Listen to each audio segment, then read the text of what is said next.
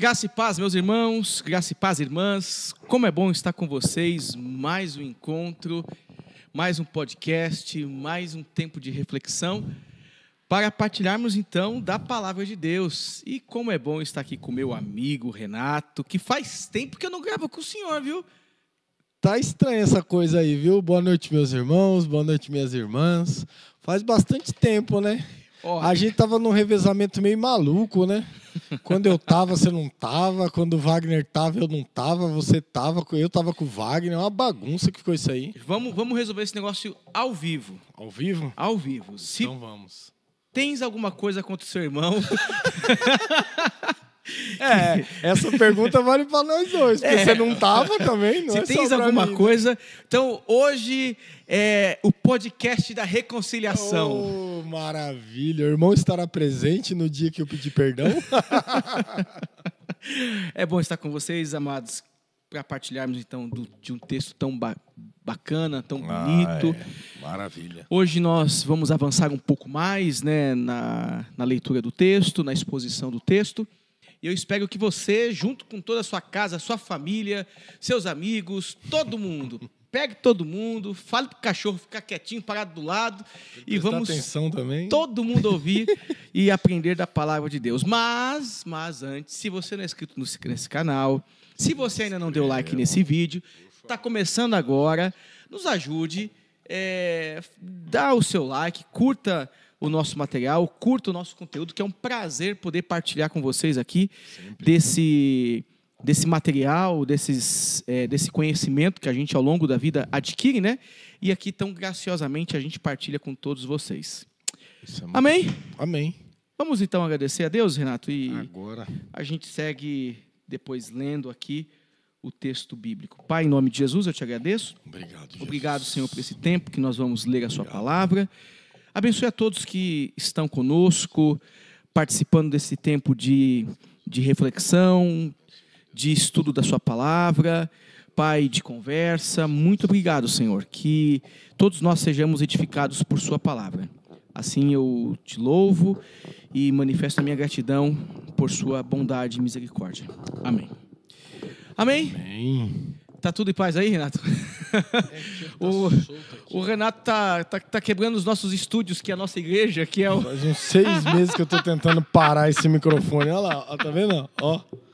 Oh, Jesus amado. Pai da glória bendita. Enquanto ele tá ali mexendo, brigando com o microfone, Lucão...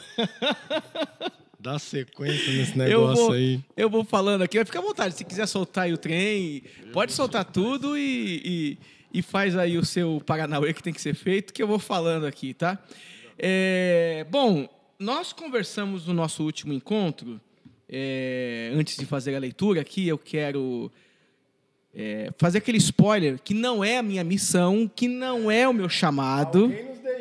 Alguém nos deixou nessa noite. Alguém nos deixou nesse podcast dessa noite. O Ministério do Resumo não está presente. Não está entre nós.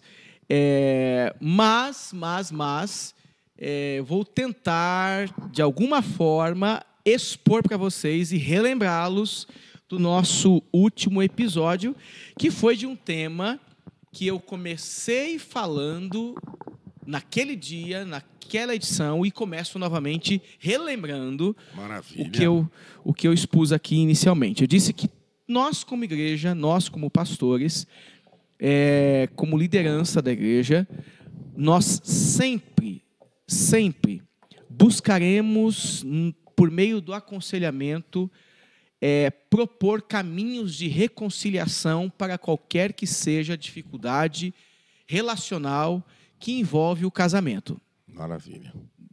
Estamos de acordo, Renato? Amém. Amém. Amém, Lucão? Amém. Amém. Nós somos contra o divórcio. Nós não somos a favor do divórcio. Entretanto, nós falamos, no nosso último episódio, a respeito das possibilidades de um divórcio. Existe a realidade de pessoas que enfrentam essa triste experiência que é o divórcio. Ninguém casa para se separar. Ninguém casa com um homem violento ou uma mulher violenta. Ninguém casa com um homem promíscuo ou como uma mulher promíscua. Ninguém casa com uma outra pessoa buscando desfrutar do pior da relação. Sim. O sonho é feliz para sempre, né? Isso. Ponto. Mas aqui nós falamos do texto bíblico que vai falar de uma situação que trata o divórcio, né? Perdão, que trata a separação em duas perspectivas. A separação na perspectiva do repúdio, que é lançar fora, que tem um cunho social de equiparação do gênero feminino, né? Colocando a mulher numa questão de desigualdade. Jesus vem reparando isso e colocando o casal em pé de igualdade. E tem a questão do divórcio, que é justamente o aspecto de legalização, né? No sentido de não simplesmente despedir e jogar fora, e sim fazer as coisas da maneira correta. A gente colocou também que a separação, ela parte de um princípio, e o princípio chama-se dureza do coração. O que motiva a separação, em qualquer que seja a situação, é a dureza do coração. E a dureza do coração em relação a não respeitar mais o cônjuge, a abusar da pessoa, a querer se separar da pessoa, isso nasce isso se concretiza a partir de um coração endurecido. Então falamos desses aspectos, explicamos aqui a respeito do texto, né, o que a gente entende como divórcio, e falamos que aquele que casa com outra, né, ele está em adultério aqui na perspectiva do texto, quando ele está casado com uma pessoa que não está legalizada segundo o contexto lá nos tempos de Jesus, que sai sem a carta de divórcio. É simplesmente repudiada. Ela ainda está presa a outra pessoa porque ambos são uma só carne, né? Então, eles estão presos dentro desse contrato familiar e jurídico que existia naquele contexto. Tendo dito isto... Que maravilha, hein? Vou assistir de novo essa introdução. Tendo dito isto, nós hoje vamos pular para um próximo episódio. Maravilha. Que é o episódio... Nós vamos falar de duas situações, né? A situação que Jesus abençoa as crianças e a situação do jovem rico. 2 episódios interessantes, né? 2 cenas que se complementam e que traz para nós alguns ensinamentos. Então a gente começa lendo, Renato. Como que você sugere a minha leitura aqui, Renato? Vou lendo até... Que são muitos versículos, né? Vamos ler... Até a primeira parte Jesus abençoa as crianças e um pedaço do jovem rico? Pode ser? Pode ser. Só um pedacinho e depois a gente lê o restante, né? Ou não? Ou é muita leitura? Então vou ler. Então lerei aqui para os amados irmãos. Lerei o texto. Lerei. Nossa. E depois disso vocês vão descansar de ouvir a minha voz, porque ouviremos a voz do nosso amado mestre. Pronto. Deixa eu usar o plugin. É melhor, viu? Ajuda. Instalei o drive, aumentou agora a lente, a visão, atualizei o drive e está aqui, então. Vamos lá. Marcos capítulo 10, versículo 13, diz assim: Então trouxeram algumas crianças a Jesus para que as abençoasse. Mas os discípulos os repreendiam. Jesus, porém, vendo isso, indignou-se e disse-lhes: Deixem que os pequeninos venham a mim. Não os impeçam, porque dos tais é o reino de Deus. Em verdade lhes digo, quem não recebe o reino de Deus como uma criança, de maneira nenhuma entrará nele. Então, tomando as crianças nos braços, impondo-lhe as mãos, as abençoava. Pondo-se Jesus a caminho, um homem correu ao seu encontro e, ajoelhando-se diante dele, perguntou-lhe: Bom mestre, que farei para herdar a vida eterna? Jesus respondeu: Por que você me chama de bom? Ninguém é bom a não ser um, que é Deus. Você conhece os mandamentos: não mate, não cometa adultério, não furte, não dê falso testemunho, não defraude ninguém, honre seu pai e sua mãe. Então o homem respondeu: Mestre, tudo isso tenho observado desde a minha juventude. E Jesus, olhando para ele com amor, disse: Só uma coisa falta a você. Vá, venda tudo o que tem, dê o dinheiro aos pobres, e você terá um tesouro no céu. Depois, venha e siga-me. Ele, porém, contrariado com esta palavra, retirou-se triste, porque era dono de muitas propriedades. Amém. Que textinho bonito, hein? Bonito, né? Bonito. Meu irmão Renato, o que você pode dizer para todos nós, na sua sapiência, sobre esses textos? Quanta groselhada, né? Parece que o texto de Marcos, desde o início do capítulo 10, tem uma conversa interessante que Jesus vem. As pessoas vão apresentando algumas coisas para Jesus, né? No caso, vão atrás de uma mulher que está adulterando, depois trazem uma menina, um menino, uma criança, depois o jovem se apresenta. Parece que a narrativa ela está sempre ligando teste que as pessoas estão fazendo para ver que tipo de comportamento Jesus vai ter diante daquilo que eles já entendem e já se predispõem como religião, a ter determinadas atitudes. Então, a mulher está em adultério, então a gente faz, e aí? Divorcia ou não divorcia? E aí, separa ou não separa? A gente traz a questão para Jesus.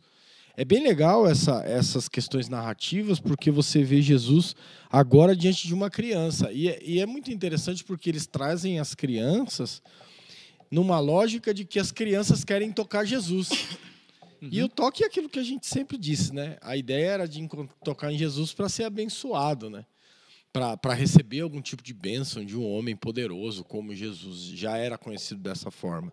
Então, nessa lógica, é interessante porque você olha e percebe como é que eles estão vendo as crianças, como alguém que não deveria estar ali. Porque se os discípulos começam a tirar as crianças dali, é uma lógica que eles estão, de alguma forma, atrapalhando alguma coisa, de alguma forma tirando a atenção de Jesus, fazendo aquela bagunça que todo tipo de criança faz. Vai para lá, vem para cá, toca em Jesus, sai correndo. Imagina essa dinâmica de Jesus ensinando e os discípulos, pelo amor de Deus, sai daqui, criança. Não tem pai, que nem eu brinco, né? Cadê o pai dessa criança? Não tem pai, não? Então, me parece interessante, não só por essa questão lógica, mas me parece interessante que, como a gente já vem dizendo, as crianças não são contadas, as crianças não têm esse espaço para aprender as coisas, e as crianças trazidas para perto de Jesus, elas não são devolvidas do mesmo jeito que a sociedade entende a criança. É como que se Jesus acolhesse elas de uma forma diferente do que eles esperariam. Que, na verdade, era para pegar a criança e falar: tia, essa criança daqui está nos atrapalhando. Não sairia nem na narrativa, porque ia ser igual todo mundo. Mas, na lógica de permitir que as crianças o tocassem, de que elas alcançassem algum tipo de bênção, de que elas tivessem alguma experiência com Jesus, de que elas pudessem ser abençoadas de alguma forma, você percebe, primeiramente, a condição de que as crianças já estão, em alguma medida, entendendo tudo que está acontecendo ali.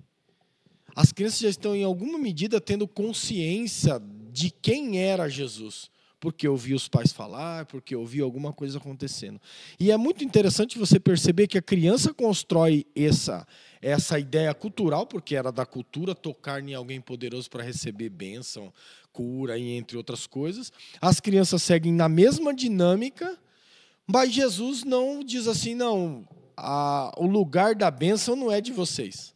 Mais uma vez é trazido essas pessoas que são fora do centro, nas margens da sociedade, elas são trazidas para o centro na relação com Jesus. Porque Jesus não só deixa de abençoar as crianças, como Jesus pega elas no colo. A narrativa vai dizer que Jesus pega elas no colo, e a tradução da palavra quando Jesus abençoou, é uma ideia de que Jesus abençoou fervorosamente. Então não é aquela coisa, Deus te abençoe, próxima criança, Deus te abençoe, né? É aquela coisa de acolher a criança e mostrar que essa criança, como os pequeninos de um modo geral, são pessoas que encontram lugar no reino de Deus, que encontram a atenção de Jesus, que são também abençoadas por Jesus, mesmo que a sociedade está jogando para fora. Essa dinâmica de Jesus mudar ou subverter a lógica social, ela é muito interessante. Por mais que a gente falou isso 1 milhão de vezes, mas é muito interessante porque o texto se repete aqui. Sim. Tem uma repetição, cada hora de uma imagem diferente, mas é de novo trazendo as crianças para o centro de uma reunião, querendo dar para eles um determinado ensinamento. Ensinamento que eles não tinham como receber, até porque, né, Renato, a gente, dentro dessa exposição inicial que você nos traz, a gente deve nos lembrar que, possivelmente, estas crianças, elas tinham, de uma determinada idade, eram muito pequenas e elas não deveriam ser, na sua maioria, crianças que extrapolavam os 12 anos de idade. De forma alguma. Por que eu estou dizendo isso? Porque se extrapolasse os 12 anos de idade, elas já eram consideradas... elas já estavam prontas para o ensino da Torá. Logo, elas tinham responsabilidade, de uma certa forma, com a religião, e eram aptas a receber instruções. Já estariam sentadas, né? Porque elas já teriam educação para isso, senta em volta do mestre, fica aí ouvindo o mestre. Exatamente. Não fica aí fazendo bagunça, né? Então, se elas estão nesta condição, então elas são tratadas, na verdade elas são destratadas. Então, essa falta de consideração, essa falta de um olhar piedoso para as crianças, é um olhar que, quando o seu senhor, ou como você mesmo disse, não, chefe da casa, né, era benevolente com essas crianças, me parece que a criança tinha que ter um comportamento de gratidão com essa benevolência. E aqui o Senhor, pegando esta criança nas mãos e colocando ela no colo, ou elas no colo, ele é este chefe, líder, que acaba colocando elas numa condição de dignidade, só que essa condição de dignidade, Renato, e isso é importante a gente pensar, que não muda a situação delas social. Não. Jesus dá a elas dignidade, mas a sociedade não considera esta dignidade. Sim. E aí a gente vai então entender que a menção que Jesus faz é uma alegoria para indicar uma relação nossa no reino de Deus, em que essa dignidade não é uma dignidade vinda por meio dos nossos atos, o que vai implicar desdobrar diretamente no próximo episódio, que nós vamos ler aqui, né? Entretanto, percebe que uma coisa está ligada à outra? A dignidade que a sociedade não nos dá, ela nunca dará. Não dá para a gente esperar a dignidade da sociedade. Não dá. A sociedade corrompida, a sociedade com seus valores imorais, não dá. Da mesma forma, o reino de Deus não veio se manifestar para nós para dizer, olha, por conta do que agora eu estou fazendo por vocês, vocês saíram dessa condição. Não. Vocês continuam tendo uma condição em que vocês sempre serão carentes. Carentes. Isso no exemplo de Jesus é muito bonito, né? É muito bonito. Porque a criança no colo, aí Jesus vai olhar e dizer assim, olha, quem não for como uma dessas crianças, mas pega lá, em que sentido? E esse é o ponto. Sim. Quem não for como uma dessas crianças, mas em que sentido, Renato? Qual que é a proposta? Eu acho que aqui a gente tem várias propostas, né? A partir da lógica da criança. Eu acho que, inicialmente, eu poderia sugerir uma ideia de que a criança ela é o potencial de uma transformação futura, porque ela tem a sua capacidade de absorver e aprender bem maior do que um adulto. Então, se você olhar para uma criança e essa criança de imediato tiver um encontro, um contato poderoso com Jesus Cristo, ela pode ter, se a gente olhar de forma figurada, ela pode ter ao longo da vida uma experiência transformadora, muito mais cedo de alguém que já vem com toda essa estrutura social e religiosa, que é o que a gente vai encontrar mais na frente, para se transformar. Para você desconstruir alguma coisa e construir outra, é muito mais difícil do que você só construir. Porque uma criança está em processo de educação, em processo de conhecimento, em processo de descobertas. Ter esse contato com Cristo é uma facilidade para que você construa. E aí você tem o lance psicológico, o lance emocional, você tem toda a alegria de uma criança.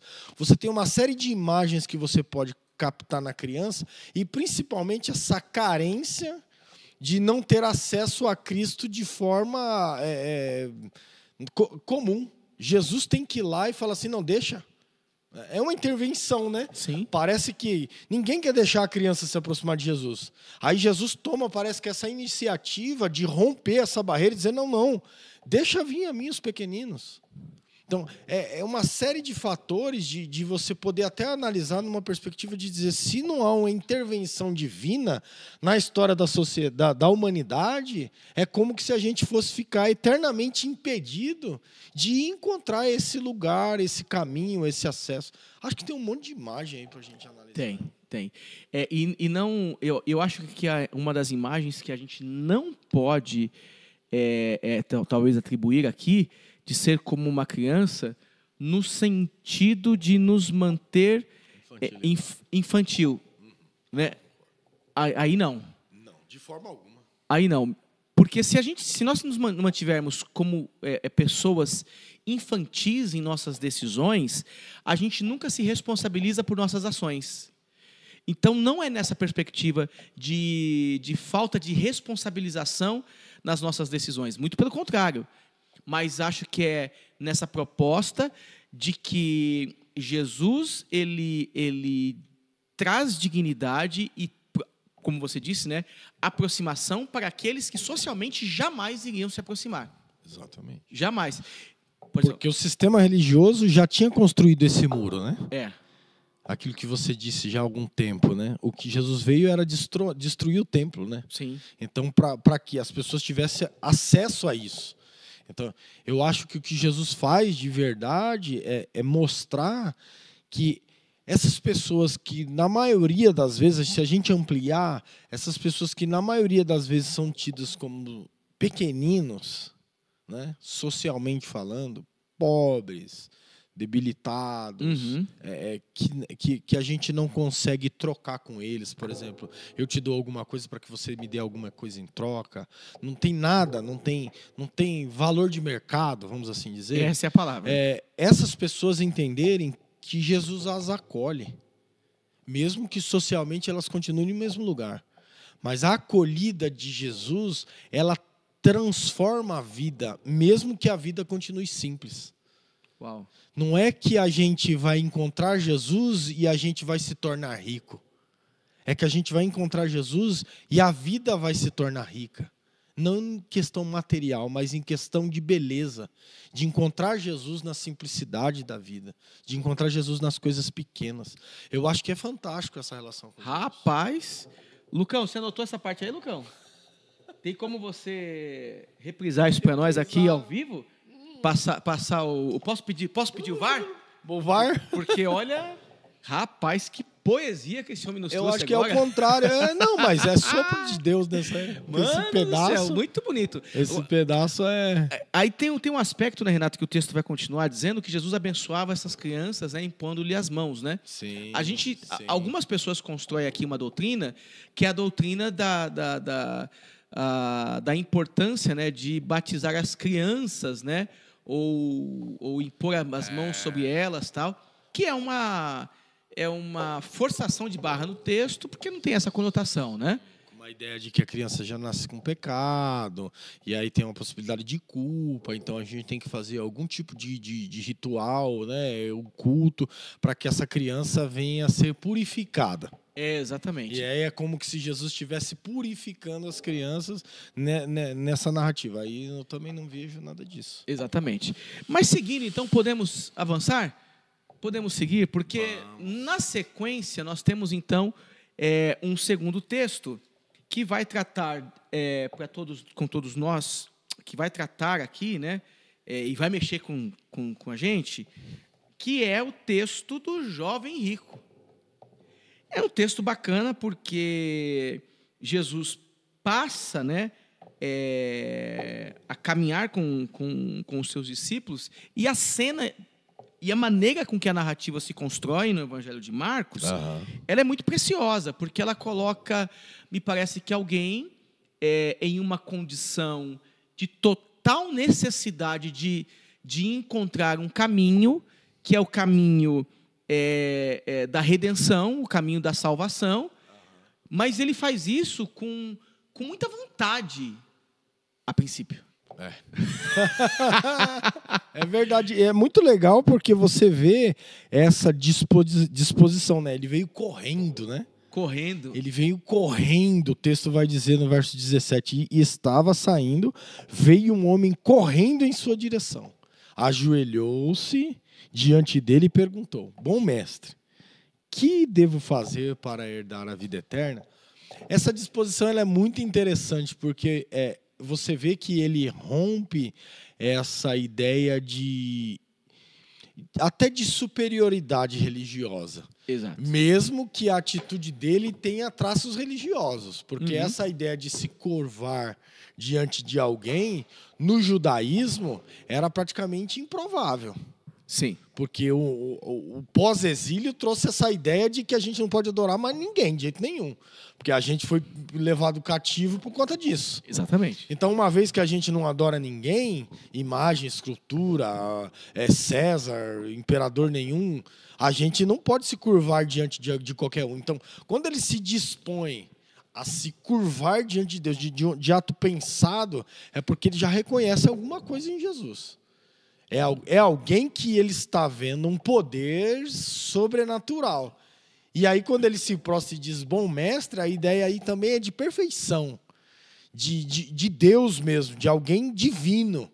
Não é uma ideia de bom como a bondade. O Fernando é um bom mestre, ele ensina bem, ele fala bem. Não é o bom mestre de saber as Escrituras. É o bom mestre como um ser divino. E por isso que Jesus repete: ninguém é bom senão Deus. E você falando isso, Renato, me traz uma ideia agora que, obviamente, o texto vai mostrar isso, né? Que eu vou dizer agora, que mesmo que nós venhamos nos prostrar fisicamente, ter atitudes religiosas, acho que o ponto central é o que nasce e o que passa de fato pelo nosso coração. Uma coisa é o que o nosso corpo e o que as nossas palavras verbalizam. Outra coisa é até onde nós estamos dispostos a ir no sentido de limite das nossas decisões. O reino de Deus, a mensagem da cruz, ela ultrapassa os limites do ser humano caído, do ser humano egoísta. Ela ultrapassa isso. E ela faz com que a gente tenha uma ideia de mundo, uma ideia de vida a partir da perspectiva da graça, a partir da revelação do Evangelho e numa expectativa que não é desse tempo. Porque quando o jovem rico vem com a sua religião e com a sua riqueza diante de Jesus, ele não está aqui pedindo, primeiro, me faça mais religioso. Segundo, me faça mais rico. ele já é uma coisa e outra. Sim. Cara, Jesus pega ele e fala assim, legal, que esforço, hein? Você fez um bom cardio aí, né? Até olhando de outra perspectiva, a correria também pode ser um estardalhaço religioso, né? Pode ser uma disposição de se mostrar para as pessoas e mostrar a disposição de que as pessoas vejam o quanto você reconhece Jesus.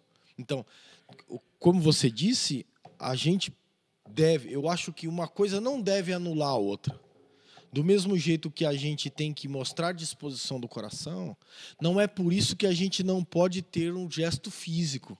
Né? Por exemplo, não há necessidade da gente falar assim, está num culto e o Fernando diz, você pode levantar sua mão e abençoar quem está do seu lado, ou agradecer a Deus, e a pessoa fala, não preciso levantar minha mão. Deus conhece o meu coração. Deus conhece o meu coração. Não é isso que a gente está dizendo. Se morre. Exato. Se morre é boa. Tem gente que conhece um defunto. Exatamente. É isso mesmo. Aquele dia a gente desabafando aqui na quinta. A ideia é basicamente essa. Uma coisa não deve anular a outra. É claro que o que a gente vê no texto bíblico e vê a lógica de Jesus é que Jesus não procura em nós uma performática hipócrita. Né? Gesto que as pessoas olhem para nós e vejam a nossa piedade só para ganhar aplausos. Não é isso. Sim. O que Jesus espera é que a gente esteja, talvez, disposto, correndo e curvado diante de Jesus, mas os nossos corações quebrando esses limites que você estava dizendo. Então, essa eu acredito que é a disposição coerente que alguém precisa ter. Né? E na sequência, né? Como você mesmo já expressou, né? Essa bondade divina, ninguém é bom, né? A não ser Deus. Jesus devolve para Deus. E isso é interessante em Jesus, né? Isso demonstra que Jesus de fato veio para reconhecer a grandeza do Pai e não para trazer para Ele glória, né? É o que Paulo vai falar em Filipenses, né? Que ele esvaziou-se, tornando-se em forma de homem, não usurpou ser igual a Deus, né? É o contrário, mas você entendeu a minha mensagem, né? Tá tranquilo. Eu parafraseei, né? Tá tranquilo, o sentido tá aí, caramba, não muda nada. Ele veio, ele era Deus, como que agora eu me esqueci do texto. Não usurpou ser igual a Deus, mesmo sendo Deus. Mas tornou-se em forma de homem e tal, enfim. Mas foi. Você entendeu. Quase quebrei meu dente aqui no microfone agora. E é interessante, então, que Jesus vem e devolve para o Pai, né? Mas, ao mesmo tempo, ele vai dizer, olha, ninguém, então, é bom a não ser que é Deus. Você conhece os mandamentos? É uma pergunta que ele está fazendo e ele já dá a lista. Sim. É porque ele vem da pergunta, o que eu faço para herdar a vida eterna? Aí ele diz assim, você conhece os mandamentos? Exatamente. E é interessante que no Evangelho de Mateus, se eu não me engano, essa mesma passagem, né? Mateus também fala isso, Mateus fala 19, né? Mateus e Lucas falam. Essa mesma passagem, em Mateus acrescenta o mandamento do amor. Coisa que não está no decálogo do Êxodo capítulo 20. Não está. Mateus pega o amor baseado em Levítico, lá em Levítico 19. Levítico 19. Ele pega a ideia de Levítico, que acrescenta o amor. A comunidade, ele está se reportando à comunidade mateana. E aqui, Marcos, ele não usa o amor. Entretanto, são leis ou mandamentos, né, que envolve não aspectos religiosos, e sim aspectos sociais. E detalhe, aspectos de uma pessoa rica. Esse é o ponto. E aí ele pega exatamente nos problemas do cidadão. E olha só como é interessante, né?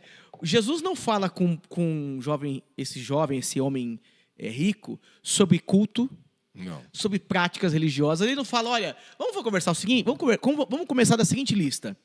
Você na sua casa tem algum ídolo dedicado a outro Deus? Diz aí, não tem. Não tem. Segundo, você guarda o sábado? Não é isso. Terceiro, qual que são as outras leis lá, cerimoniais, religiosas? Você toma o nome do Senhor, teu Deus, em vão? Não. Então, percebe que as questões religiosas, porque os 10 mandamentos são divididos em 2 questões. A questão religiosa e a questão social. Então, ele pega elementos das questões sociais. Só que você vai mais a fundo ainda. Ele não fala aqui sobre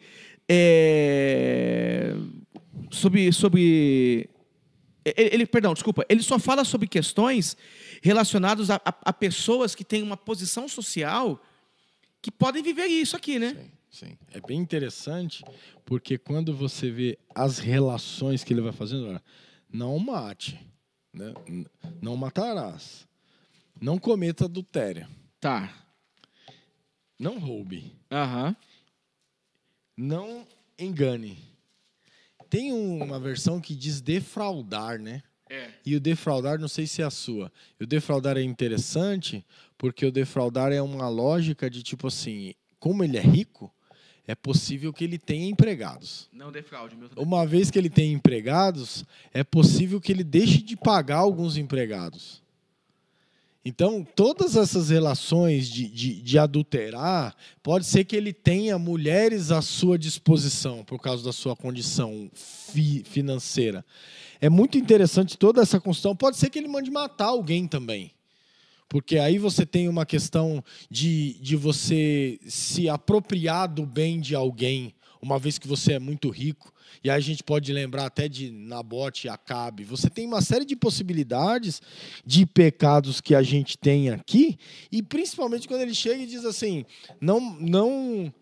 honre e respeite seu pai e sua mãe.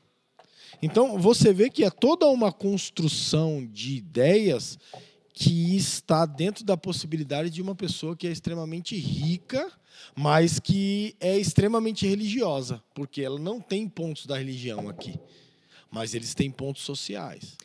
E acho importante. Acho que esse é o detalhe do texto, né? Uhum. Que Jesus está apresentando questões que talvez que ele não vai dizer aqui que ele comete todas essas coisas. Ele não tem essa capacidade de reconhecer isso. Não. Ele só diz, olha, eu tenho observado a lei, Senhor, mas ele não responde com clareza, não. Eu não defraudo ninguém. Não, eu não roubei ninguém. Eu não roubei ninguém, tal. Não menti pra ninguém. Mas é tão interessante isso, porque às vezes a gente se pega conversando com pessoas que são tão gananciosas. Esses dias o Isaac, e eu contei isso, não sei, eu contei num outro, ia falar podcast, era um podcast que eu estava, né? E eu falei isso, o Isaac conversando comigo, falou assim, pai, tem gente que é tão pobre, né, pai? E ele concluiu que só tem dinheiro. Aí eu fiquei pensando, poeta, menino. Cara, filósofo contemporâneo, Isaac. Porque ele só tem uma coisa, que é dinheiro. Que é o que desgraça a vida do ser humano. Raiz de toda espécie de males. É o que desgraça. Tanto o pobre que quer ficar rico, como o rico que não quer abandonar a sua riqueza. Porque também o camarada pode ser um cara que não tem condições, mas ele quer tanto ter, que ele se perde na sua ganância e no seu desejo e não se contenta com o que tem. Não se contenta com o que tem. Porque aí a gente precisa perguntar, e talvez essa é uma palavra pastoral, eis que te digo. Amém, Senhor. Eis que te digo, que pode ser que a gente não esteja fazendo conta que você e eu temos muito mais do que a grande maioria da sociedade tem. A grande questão é que o que a gente tem não sustenta nossas vaidades. Não é que não mantém as nossas vidas. A questão é que não sustenta a nossa vaidade. Porque se a gente for pegar por exemplo, nós estamos falando para brasileiros, né? Então, no Brasil, uma cesta básica a brasileira hoje está, acho que, R$ 1.300, R$ 1.200 e pouco, Lucas. Qual que é o valor da cesta básica hoje brasileira, Lucas? Sabe me dizer aí? Você que está nas redes sociais conectado com o mundo econômico, pergunta aí, por favor. A média da cesta básica brasileira, não sei se é 1.300 alguma coisa, 1.400. E tem gente que vive com R$ 1.400, com R$ 1.300. Tem gente que vive com um salário mínimo ou 2 salários mínimos, sustentando, pagando aluguel, pagando água, pagando luz, trazendo comida para casa. 3 filhos. 3 filhos e sobrevive com a esperança de que os filhos não se tornem aquilo que eles são ou tenham uma condição melhor. Mas se a gente for observar muito bem, o que a gente busca, na verdade, não é uma sustentação. É óbvio, né, que o mínimo hoje para uma sustentação financeira e familiar está muito alto. A gente não discute isso, né? O quão caro é viver, né, Renato? Mas a gente está pensando aqui que, às vezes, nós estamos cometendo erros, e erros gravíssimos, né, com a vida, né? Que a gente quer mais do que precisa, né? Exatamente. A gente quer, às vezes, até ostentar o que tem, né? Exatamente. E aí não é ter para fazer bem para mim e para minha família, é ter para que os outros vejam o que eu tenho, né? Então, sim, é muito desleal essas coisas. E me parece que na resposta que ele dá para Jesus, ele diz assim: mestre, respondeu o homem, não quebrei nenhum dessas leis desde a minha mocidade. A nossa compreensão do Antigo Testamento e das leis pode ser uma, e a compreensão desse cara pode ser outra. Sim. Porque... E o que eu acho tão interessante é que Jesus não faz nada diferente. Que farei para herdar a vida eterna? E ele pergunta: você guarda os mandamentos? Se ele estivesse esperando alguma resposta mirabolante de Jesus, Jesus não dá a resposta mirabolante. Não. Jesus diz para ele assim: você já sabe. Eu não preciso te ensinar nada do que você já sabe. É só uma construção para mostrar para ele que o problema dele não era ter uma resposta mágica que daria para ele a vida eterna, não era uma solução filosófica expert de Jesus. O que tinha para ele compreender a vida eterna já tinha sido revelado lá em Moisés. Sim. Há muito tempo atrás. O problema é que Jesus traz no Evangelho uma profundidade maior, uma plenitude para a lei, que eles não tinham compreendido, que é essa dimensão interna do ser humano, não a dimensão religiosa superficial. Então, quando ele diz cumprir tudo isso desde a minha mocidade, ele não estava entendendo o que Jesus estava dizendo. Ele não sabia o que era essa lei que Jesus estava dizendo. Não era a lei, era a concepção que ele tinha. Então, para mim, tá bom, Jesus, eu cumpri, beleza. Então, ou seja, vou herdar a vida eterna. Aí Jesus vem e diz assim, olhando para ele, e essa é a palavra, com amor, disse: só uma coisa falta para você. Venda tudo o que tem, dê o dinheiro aos pobres, e você terá um tesouro no céu. Depois, venha e siga-me. Poxa vida. Olha só. Jesus fala a respeito de uma questão muito cara para o jovem rico, que era a riqueza. Sim. Mas Jesus não tira do horizonte a questão da riqueza. Só que ele coloca agora a riqueza num outro plano. E é esta riqueza do outro plano que o jovem rico não está disposto para pagar para ver, e ele não está disposto a abrir mão daquilo que ele já conquistou na vida. Porque essa relação com a riqueza que ele tem, ele abrindo mão dela, ele conserta os mandamentos, né? Porque ele vai trocar. Olha, eu posso adulterar com a minha riqueza, eu posso defraudar com a minha riqueza, eu posso mentir com a minha riqueza, eu posso não desprezar meu pai e minha mãe. Agora, quando eu tirar a riqueza da jogada, eu não posso fazer mais tudo isso. Eu não tenho como movimentar isso. Eu não tenho como mentir e sustentar minha mentira.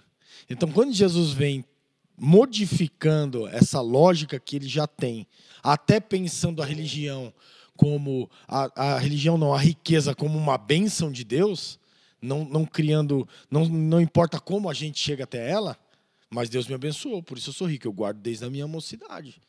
E aí quando Jesus vem e diz assim, olha, você tem que vender isso aí. Ou seja, o que te impede de alcançar a vida eterna e cumprir todos os mandamentos é o seu amor pela riqueza. E o texto vai dizer que ele é dono de muita coisa. Ele é dono. Quando nós possuímos coisas, quando nós possuímos uma vida que a gente não está disposto a abrir mão, quando a gente possui e a gente sente que aquilo é parte de nós, Renato, é só um milagre para nos transformar. Aí é o contrário, né? É aquilo que nos possui, né? É. E aí esse homem se retira da presença de Jesus. E a gente segue agora, então, na... Tem um detalhe aqui, Fernando, que eu acho... Eu procurando um negócio... Eu procurei um negócio essa semana para ver se eu achava alguma referência sobre esse texto e tal. E eu vi um texto, um artigo, eu esqueci o nome da pessoa que escreveu. Ele não era muito técnico, mas ele teve uma sacada aqui que eu achei interessante. O texto dizia assim, a vocação que deu errado. Uau!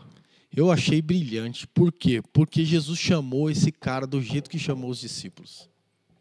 Vai, vende os seus bens, tome a sua cruz e siga-me. E esse homem resistiu o chamado de Jesus. Caramba, é verdade. Essa ideia para mim é brilhante, porque a gente se atém na ideia da riqueza e a gente não percebe que Jesus chamou ele e ele não quis ir.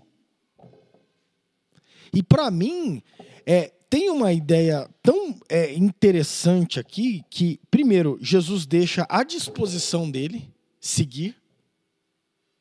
É condicionado a isso, porque Jesus, está escrito no texto, Jesus não chutou ele para fora. O texto vai dizer, Jesus amou-o. Então, o amor que Jesus depositou para os discípulos que o seguiram, e a gente tem que guardar essa relação por causa do desdobramento do texto, que vai ter lá na frente, quando Pedro faz a outra pergunta para Jesus, você tem que analisar que ele faz essa relação e ele abre a porta.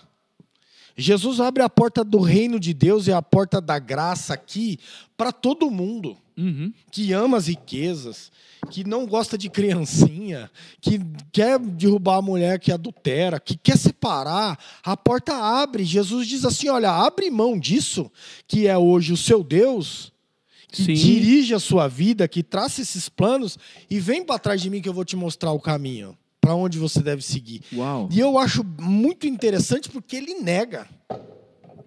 E quando ele diz, não vou, porque ele sai entristecido. Essa é aquela ideia do camarada melancólico, remoendo alguma coisa assim, muito triste no seu coração, essa ideia de que ele saiu entristecido, essa palavrinha, um cara muito angustiado com o que ele acabou de ouvir, porque ele tinha muitas riquezas, e ele não foi capaz de se tornar discípulo de Jesus, que era a resposta que ele precisava. O que você quer para fazer a vida eterna, ganhar a vida eterna? Me segue. É a resposta de Jesus no texto. Porque seguindo a Jesus, você tem que derrubar essas coisas que está no centro da sua vida, que é te possuindo. Que não é você que possui, é ela que te possui. Então a riqueza faz o caminho da sua vida. Mentir, roubar, defraudar, adulterar, desprezar pai e mãe.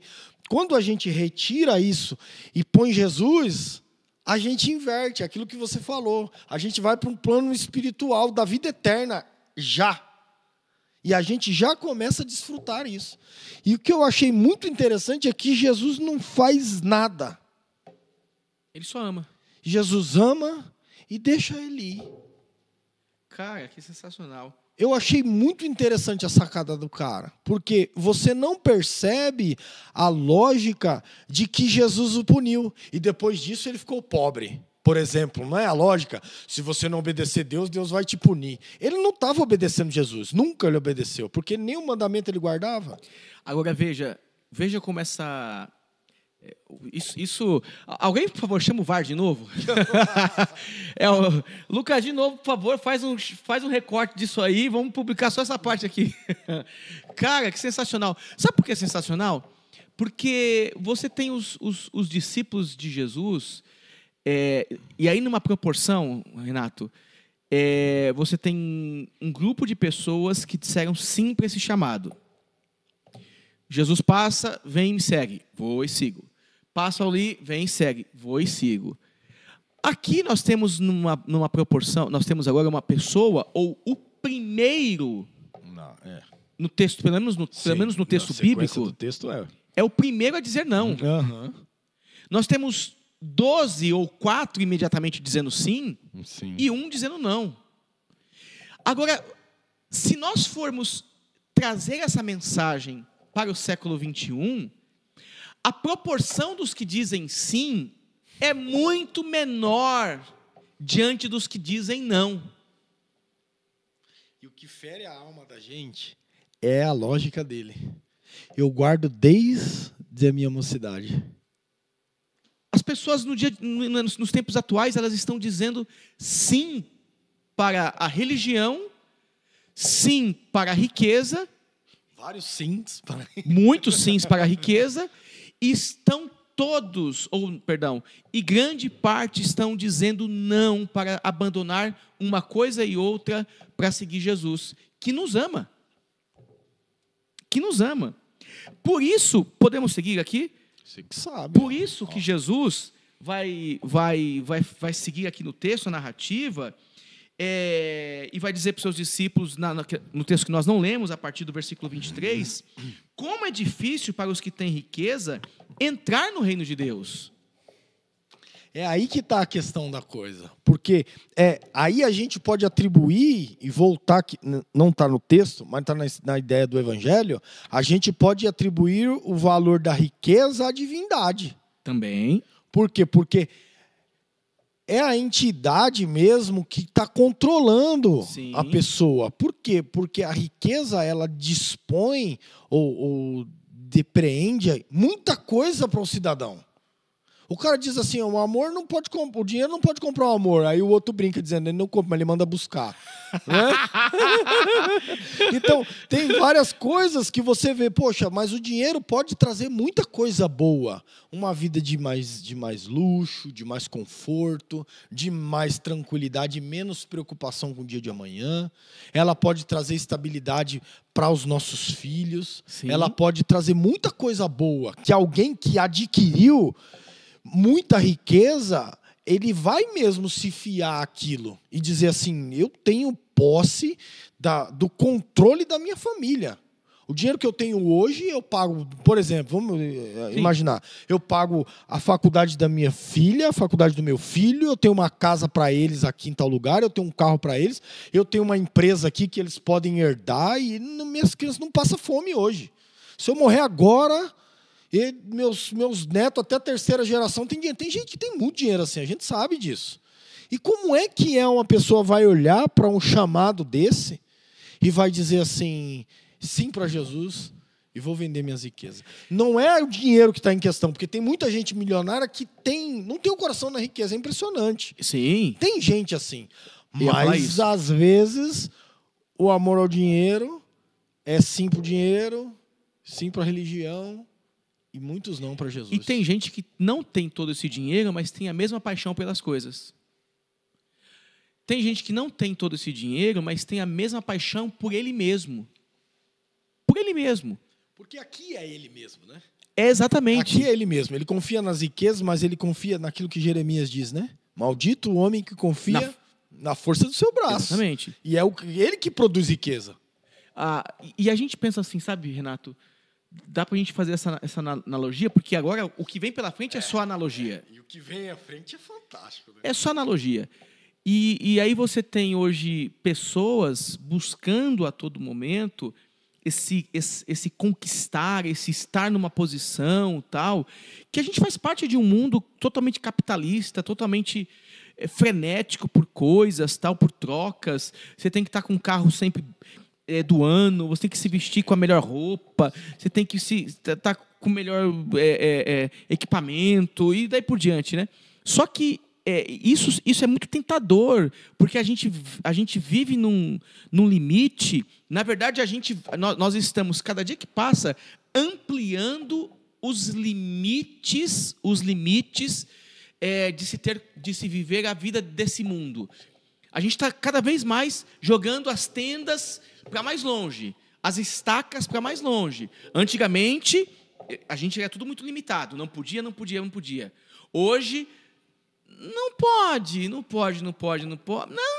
Pode sim, vai. Pode sim.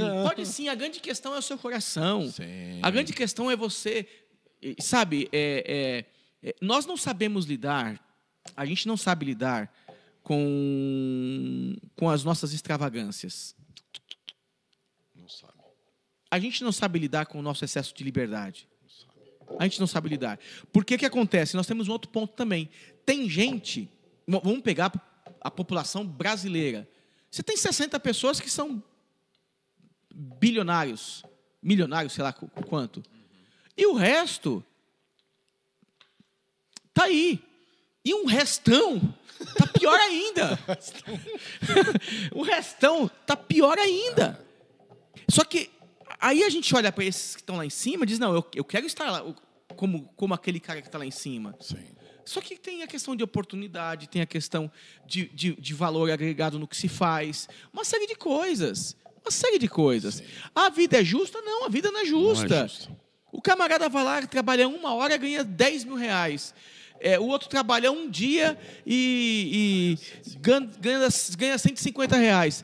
Poxa, é justo isso? Desculpa, não é justo. É correto isso? Não é correto. Dá para ser diferente? Desculpa, é assim. Poderia, mas infelizmente não é assim, nunca foi. Nunca foi. É Mas a sequência do texto vai dizer o quê para nós aqui? Como é difícil para os que têm riqueza entrar no reino dos céus. Aqui é um ponto legal, né? Os discípulos estranharam estas palavras, mas Jesus insistiu em dizer. Por que os discípulos estranharam, Renato? Não entendi, Fernando. Olha só, o texto vai dizer assim: os discípulos estranharam estas palavras. Qual verso que você está? Verso 24. Ah, 24, tá. Os discípulos estranharam estas palavras, mas Jesus insistiu em dizer. Ou seja, Jesus estava dizendo como é difícil. E os discípulos estão... Impossível, no meu está impossível. Os discípulos estão estranhando, porque Jesus está dizendo isso. Eu acho que é a lógica da riqueza. Eu acho que é a lógica.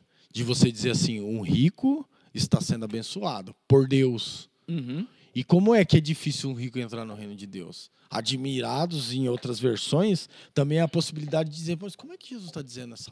Jesus está invertendo a lógica. Jesus está mudando. Não é que o pobre vai entrar. Não usa o caminho errado, né? Dizendo, não, então quem não tem riqueza já está com um lugar garantido. Não é isso. Mas é, de verdade, o amor pela riqueza, né? Ele vai dizer na sequência do texto. Vamos ler? Os discípulos estranharam essas palavras, mas Jesus insistiu em dizer-lhe, filhos, como é difícil entrar no reino de Deus. É mais fácil um camelo passar pelo fundo de uma agulha do que um rico entrar no reino de Deus. Eles ficaram admirados, dizendo entre si, sendo assim, quem pode ser salvo? Vou continuar a leitura. Jesus, olhando para eles, disse, para os seres humanos é impossível, contudo, para Deus, contudo, não para Deus, porque para Deus tudo é possível. Então Pedro começou a dizer-lhe, eis que nós deixamos tudo e seguimos o Senhor. Jesus respondeu, em verdade lhes digo, que não há ninguém que, tendo deixado casa, irmãos, irmãs, mãe, pai, filhos ou campos por minha causa e por causa do meu evangelho, que não receba já no presente 100 vezes mais casas, irmãos, irmãs, mães, filhos, campos, com perseguições. Com perseguições? Que desgrama que é essa? Esculachou o bagulho. Com perseguições, e no mundo por vir receberá a vida eterna. Porém, muitos primeiros serão últimos, e os últimos serão primeiros. Veja que legal o que Jesus faz. É interessante, porque a mesma lógica de troca Jesus traz para essa narrativa. Porque ele diz assim, olha, os ricos não herdarão, aqueles que confiam nas riquezas. É difícil para eles entrar no reino de Deus, mas para Deus não é difícil. Mas aí ele faz a mesma ideia, porque para Deus nada é impossível. Então ele vai jogar a lógica da salvação na conta de Deus. Não na conta do mandamento, não na conta daquilo que ele faz de forma... mas ele vendeu tudo aos pobres, deu para os pobres, então é claro que o reino dos céus é dele. Não. O que ele está dizendo é o seguinte, quem dá conta da nossa salvação é Cristo. Então ele pode fazer o impossível, que é fazer uma pessoa que ama as riquezas, abandonar as riquezas e aceitar Jesus e ter a vida eterna. Ué, mas e o camelo, Renato? E a agulha aqui? Esse camelo aí... Esse é seu. Mas eu aprendi a vida toda, já ouvi falar dos pregadores, daqueles que rodam que nem um peão, que existe lá em Jerusalém, nos muros, uma porta... essa é legal. Existe lá em Jerusalém... A porta das ovelhas. Calma aí. Uma entrada... que os animais, eles se ajoelham e rastejam para entrar nas muralhas. Gente! Cabelo adestrado? Pelo amor de Deus. Baixa, finge de morto. Um cabelo adestrado, parecia o Beto Carreiro, que abaixa os cavalos lá, as mulinhas, que elas você não entendeu. Agora eu peguei. Agora pegou a revelação? Não. Você não tem o código. Não destravou o camelo. Você não tem o código. Você não tem o código. Como diria já o filósofo Pablo Marçal. Mais sal. O mais sal. Você não tem o código. Você não tem o código. Os animais daquela época tinham suspensão a ar. Então... Olha, não quero nem saber por onde esse ar saía. Jesus amado! Gente, olha só. Agora chama o VAR e corta essa parte. Corta essa parte do cão. Diretor, corta isso aí. Não tem naquele lugar uma porta pequena para animais passarem. Não é lógico isso. Haviam viajantes com seus animais que percorriam distâncias tão longas, carregando tantas coisas.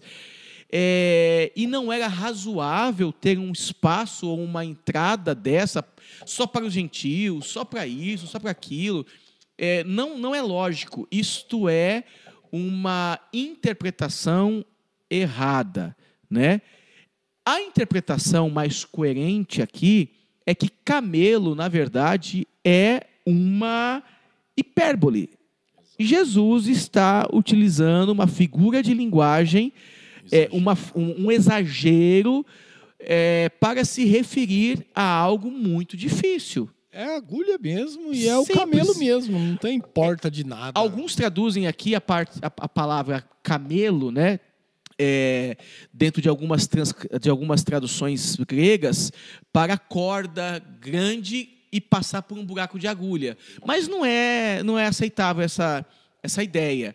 A mais aceitável é que Jesus está utilizando uma hipérbole, algo exagerado. O que é hipérbole? Algo impossível, é um exagero, para se referir à questão do rico entrar no céu. E aqui me parece que nós temos, então, uma referência também àquele camarada cobrador de impostos, o Zaqueu, que se converteu e abriu mão da sua riqueza, que é um rico que aqui está sendo alcançado pela graça de Deus e está sendo transformado ao ponto de dar aos pobres. Vê que a palavra é a mesma. Se em algum momento eu defraudei alguém, exato, eu pago 4 vezes mais. Então ele está dizendo que a possibilidade de que a partir do momento a pessoa se entrega a Jesus, Jesus é capaz de tirar a riqueza lá, da confiança dele. Porque é natural que o cara confie naquilo que ele tem. É natural. E parece que tirar riqueza e confiar em Jesus, você vem para um lugar de instabilidade. Sim. Como é que eu vou confiar em Jesus agora? Só que aí nós temos a questão da dependência lá do texto anterior das crianças.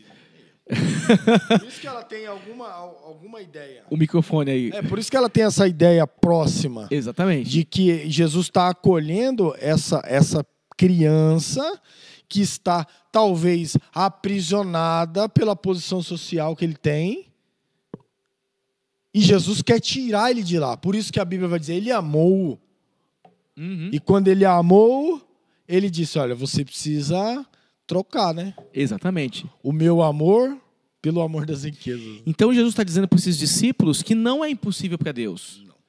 Não é impossível. Esse amor que se manifesta a todos, que vem para salvar a todos, é impossível para o homem que confia nas suas próprias riquezas. Agora, para Deus, não é impossível quebrantar o coração dessa pessoa ao ponto dela ser capaz de dar tudo. Por isso que Jesus vai dizer, olha, diante da pergunta de Pedro, né? E aí tem um outro ponto agora, né? E nós, aqui está um rico. E nós? Bem audaciosa a pergunta, né? E nós que não somos ricos? Gente, tipo assim, o Pedro fala como que se tivesse deixado tanta coisa, né?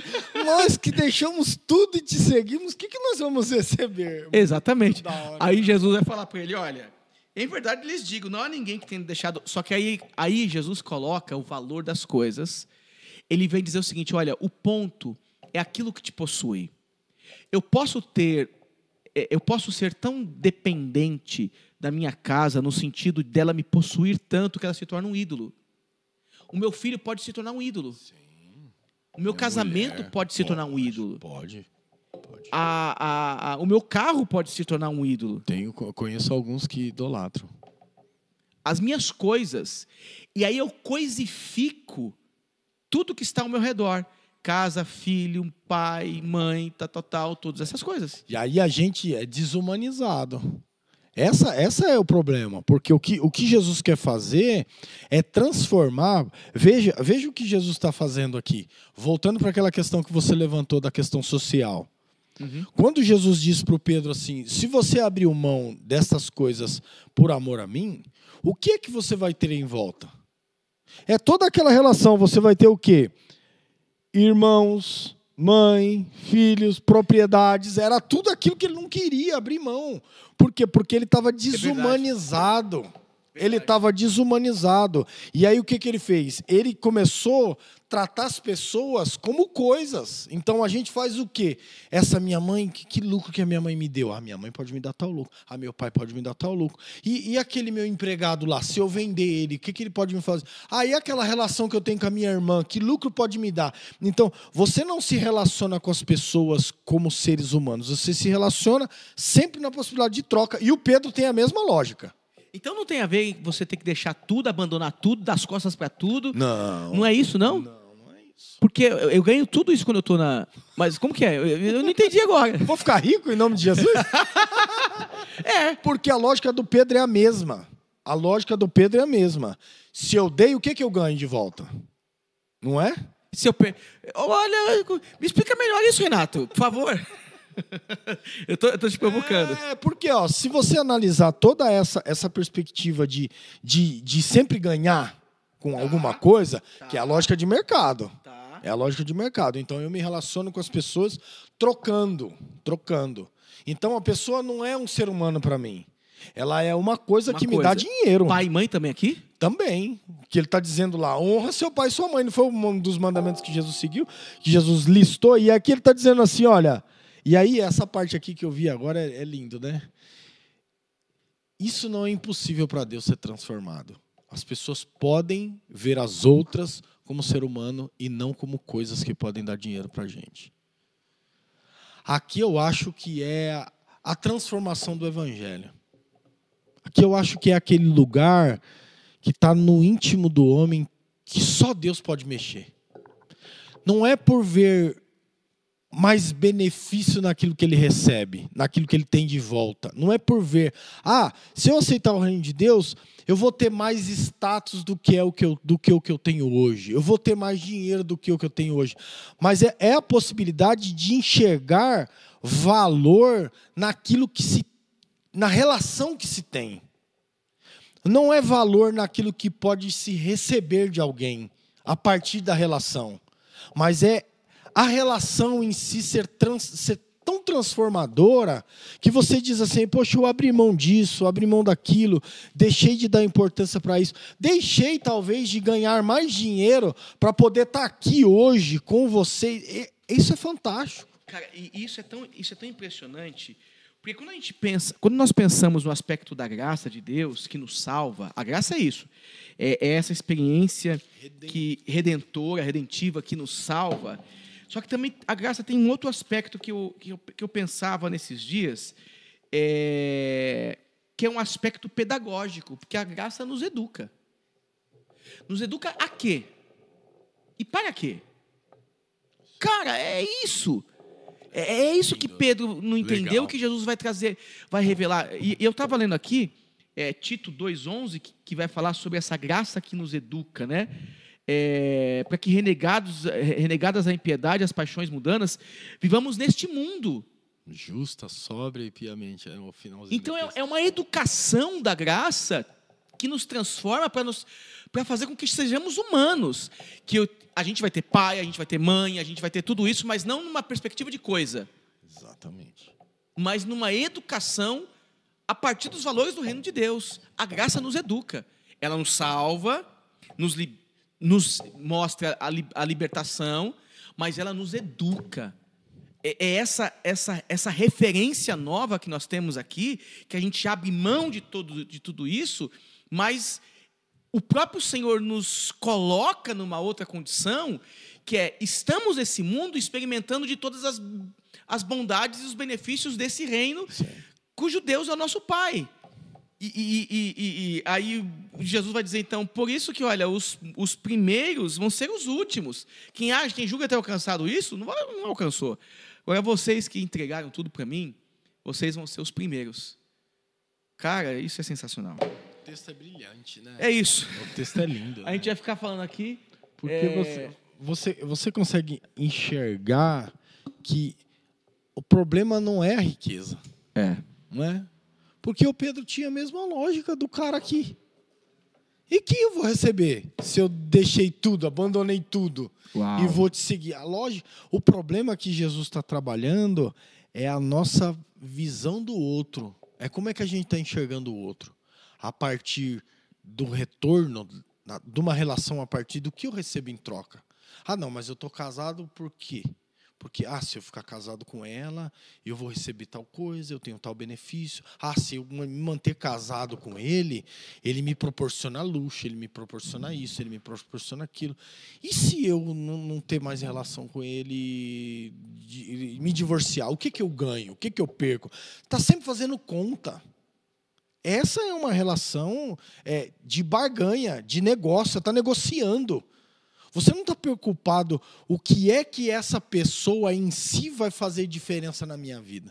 Você não está preocupado em que é que uma criança em volta de mim vai fazer, se vai me trazer alegria, se vai caber no meu colo para eu aconchegar e suprir aquela necessidade de proteção que a criança tem. Eu estou preocupado no retorno daquilo que a gente tem que receber na nosso sistema de relação, que é criado. Aí a gente pode enfiar hoje capitalismo e o marketing, o que quer que seja. Então, eu acho que a gente precisa dessa graça aí, essa graça pedagógica que você trouxe para a gente aí hoje. Uau. Bom, meu amigo, é isso. Chegamos ao fim. Olha, esse texto a gente ficaria falando aqui um tempão, hein? Esse texto a gente ficaria falando um tempão aqui, mas é isso, que Deus nos abençoe. No próximo episódio vamos avançar um pouco aqui. É importante. Vamos avançar, porque o nosso ilustre amigo estará presente. Né? Vai ter revelação, vai hein? Ter. Vai ter muita Fogo coisa para falar. Mas é isso, que Deus nos abençoe, Deus abençoe vocês. Renato, obrigado pela sua parceria de sempre. Muito obrigado. É bom estar partilhando esse evangelho de transformação com você e com os meus irmãos. que estão em casa nos assistindo nesse exato momento, né? Vamos agradecer a Deus? Agora. Deus bendito, em nome de Jesus. É um privilégio para mim poder estar aqui com o Fernando, com o Lucas, Pai, com o Wagner. Que a bênção de Deus esteja sobre nós. Com aqueles que nos vão ouvir, Pai, posteriormente. Que o Senhor esteja com cada um dos meus irmãos. O desejo do meu coração é que o Senhor encontre em nós e naqueles que nos ouvem um lugar, Pai, dentro do nosso coração, onde o Senhor possa se mover, Pai, e nos mover em direção ao Senhor e aos nossos relacionamentos, para que a gente se humanize, Pai, e humanize aqueles que estão à nossa volta.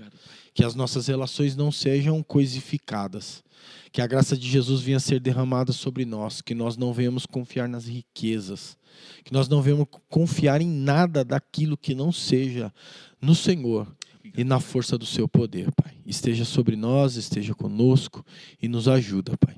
Em nome de Jesus. Amém. Deus abençoe vocês, irmãos. Deus abençoe, meus irmãos. Um abraço. Abraço. Tchau, tchau. Tchau, tchau.